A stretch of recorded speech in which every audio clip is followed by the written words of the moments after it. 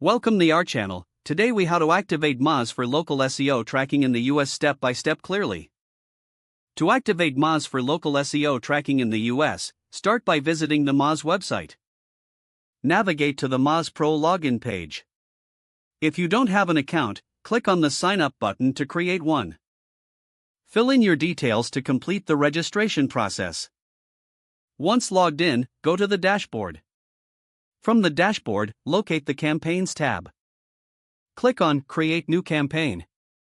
Enter your business name and website URL. Select your target location settings specific to the US. Choose the keywords you want to track for local SEO. Make sure to set your preferred search engine and location settings accurately.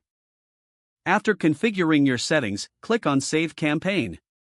Now, navigate to the Rankings section within your campaign. Here, you can monitor your local rankings for the chosen keywords.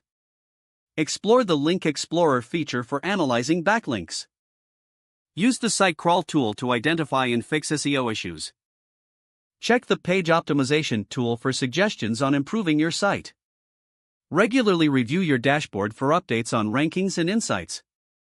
Adjust your keyword and location settings as necessary for optimal tracking. Utilize Moz reporting features to analyze your progress over time. Monitor your competitors to stay ahead in the local SEO game. Explore Moz resources and community for continuous learning and tips. If the page does not load, refresh the browser or try again in a private or incognito window. Make sure you are using the correct email address, then retype it carefully to avoid small typos.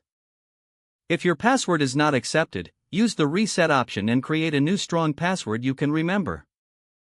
Check your spam folder for verification or security emails, then complete any requested confirmation steps. Enable two-factor authentication if available to improve account security and reduce unauthorized. After signing in, review your profile details so your contact information and settings are accurate and current. If you see an error message, note it down and try again after restarting your device and internet connection.